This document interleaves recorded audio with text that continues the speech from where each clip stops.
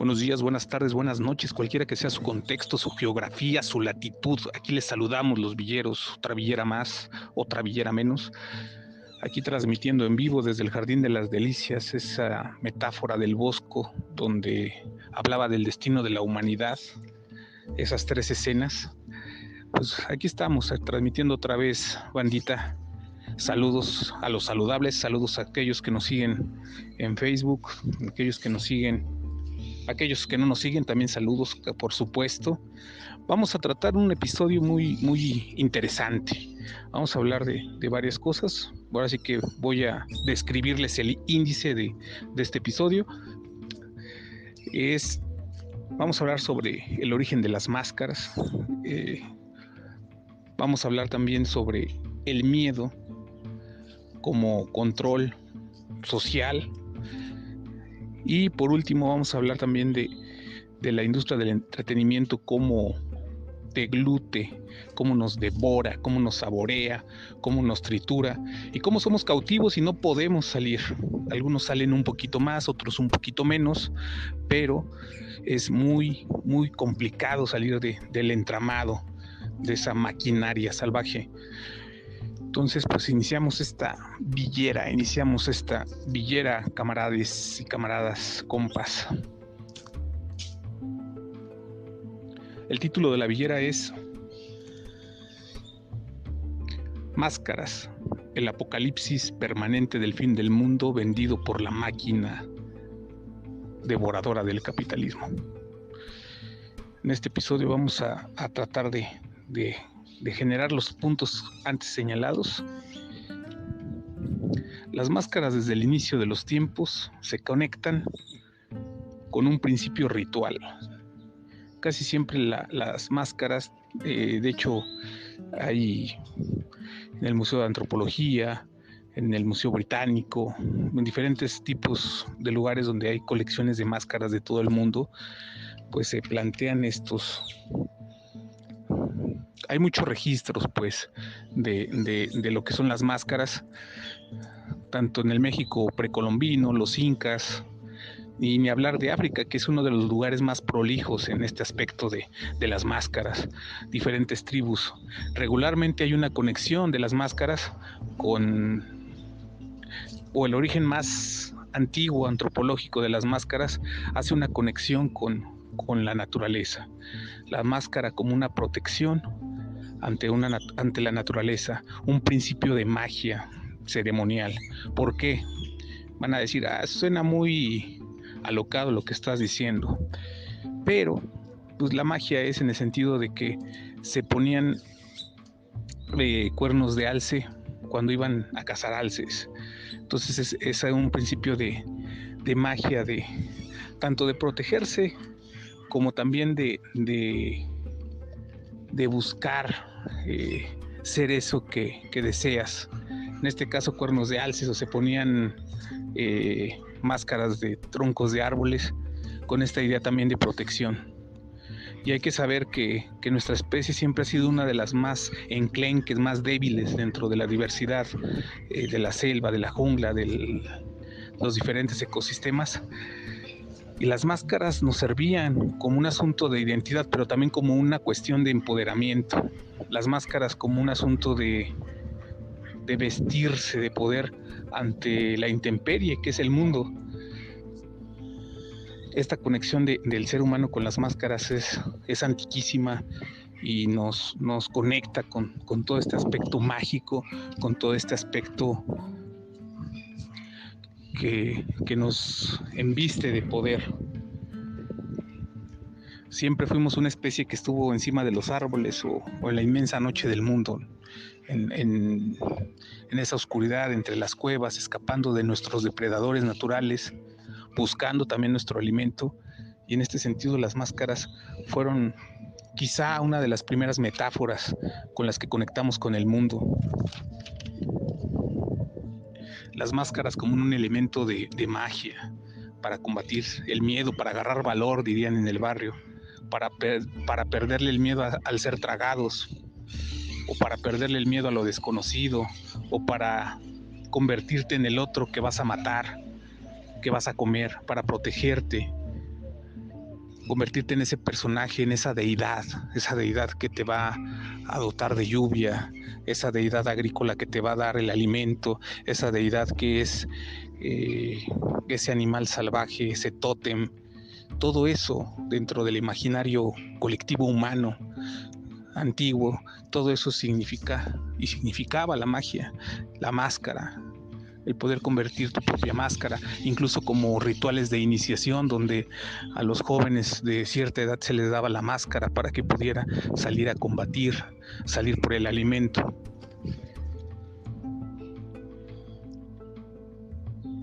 Ese deseo primigenio, esta cuestión ritual contra el miedo, la máscara llega pues después de esta época antigua, llega al mundo griego, al mundo romano.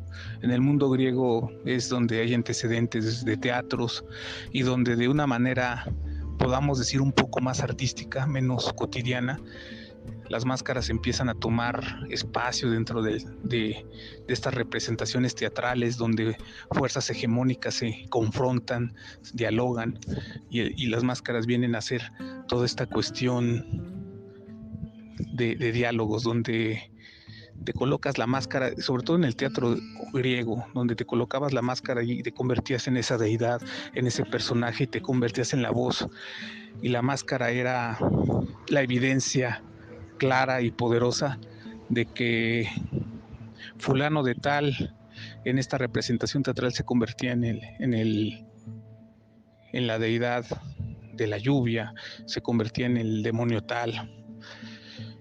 En la época romana se conectó más con los carnavales dionisíacos, con las fiestas a Baco, con las fiestas al alcohol o a los rituales de fertilidad. Todo esto conectando con cuestiones y vuelvo otra vez lo mismo, con las cuestiones del miedo, de las máscaras como talismán, la representación teatral del mundo, porque necesitamos como especie, y quizá eso nos dota, a diferencia de otras especies, las máscaras como una autoconciencia de estar en el mundo. Y eso es lo más interesante dentro de las máscaras. No voy a pretender con esta villera llegar al fondo de la cuestión porque da para mucho, igual mi ignorancia es vasta, pero sí hacer una pequeña reseña de todo esto que simbolizaba las máscaras y que ha simbolizado en distintas culturas. La japonesa, en el México precolombino, los incas, los egipcios.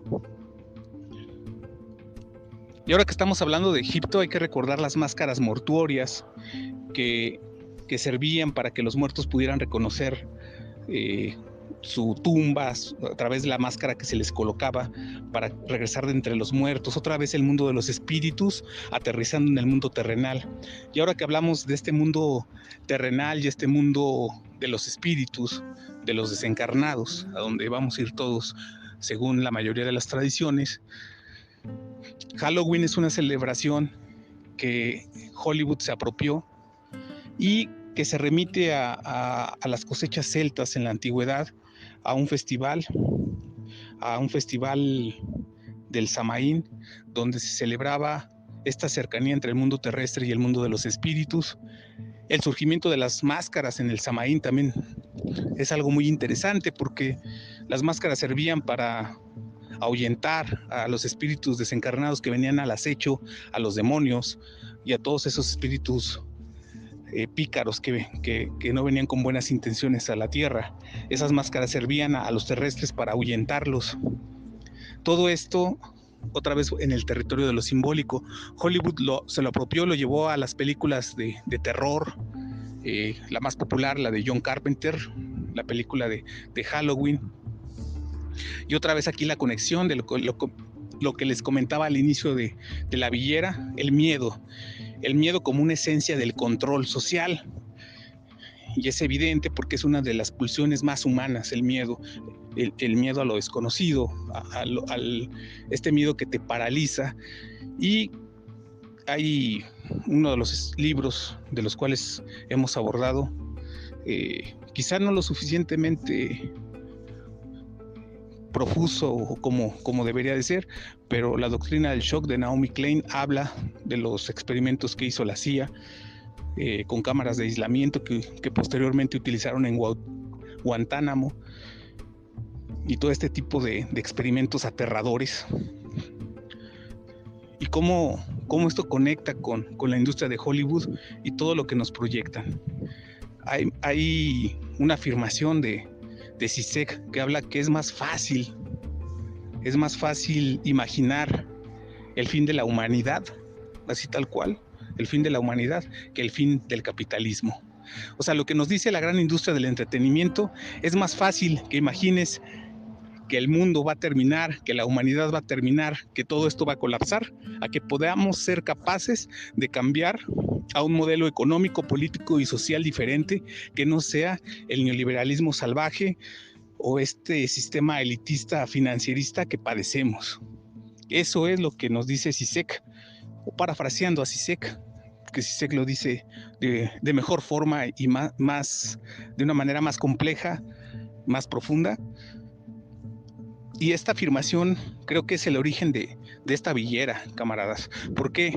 Porque esta pulsión de miedo que otro escritor como Deleuze habla, de que pasamos de una sociedad disciplinaria a una sociedad totalitaria. ¿Por qué de una sociedad disciplinaria a una sociedad totalitaria? Porque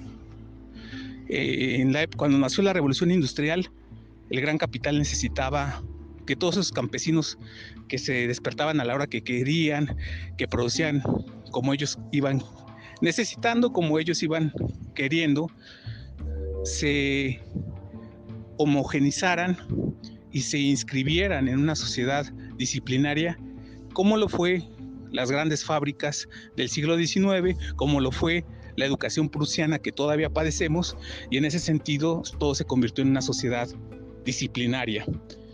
Hay teóricos que dicen que estamos pasando a una sociedad totalitaria.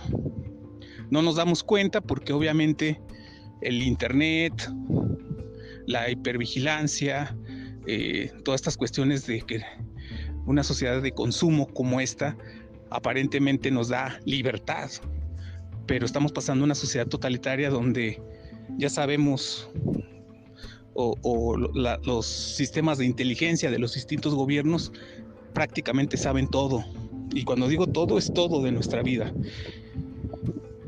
Regresando a la afirmación de Zizek y aterrizándola a la industria de Hollywood, un ejemplo de ello es V de Venganza, de Alan Moore, donde plantea que este cómic que fue vendido y tiene su propia historia, La Máscara, que se popularizó, la película de los hermanos Wachowski, que después Alan Moore diría que no fue de su agrado.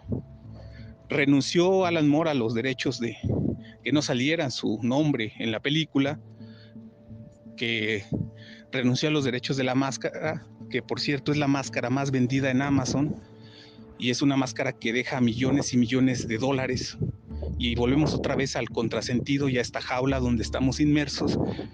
Deja millones y millones a The Warner Brothers, que es la que tiene los derechos sobre la máscara de V de Vendetta, de V de Venganza, y donde esta máscara se convierte, otra vez hablando y aterrizándolo en la máscara, en un símbolo de disidencia, donde todos somos ese héroe inglés que en la guerra de pólvora quería hacer explotar el Congreso, y toda esta historia, y que la película no se conecta con el cómic, donde el cómic tenía otros matices, y la película se popularizó, y el colectivo de hackers de Anonymous abrazó a esta máscara, porque si bien era un colectivo, necesitaban un punto, un símbolo, y aquí es donde las máscaras adquieren, todo lo que les dije al inicio de las máscaras adquiere sentido.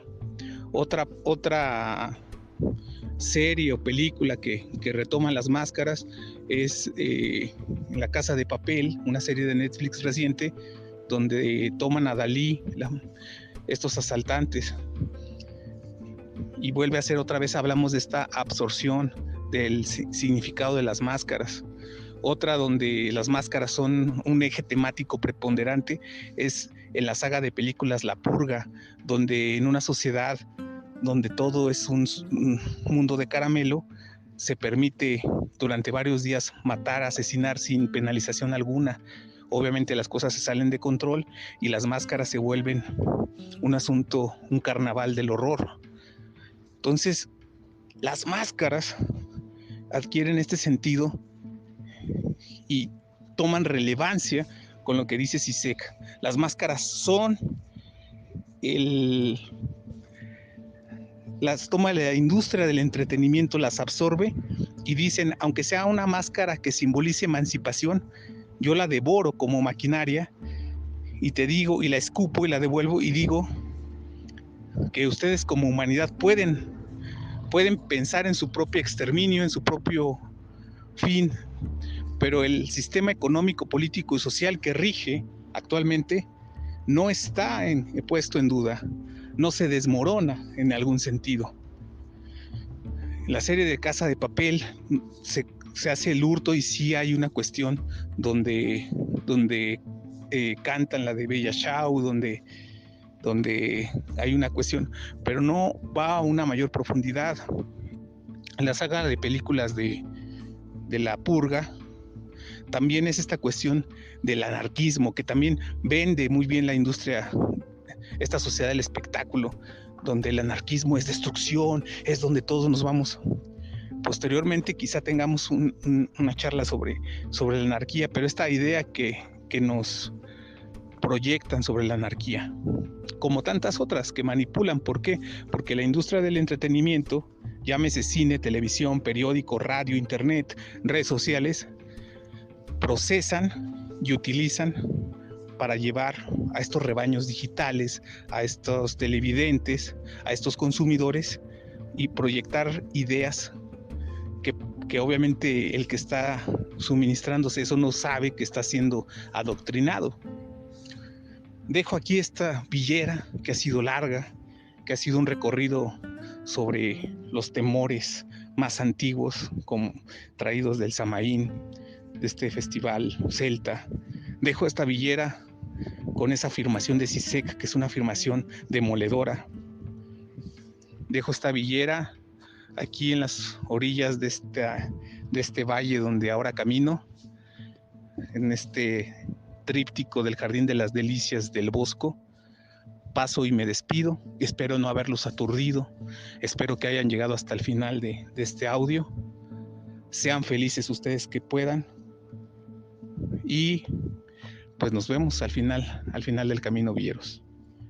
Cambio fuera.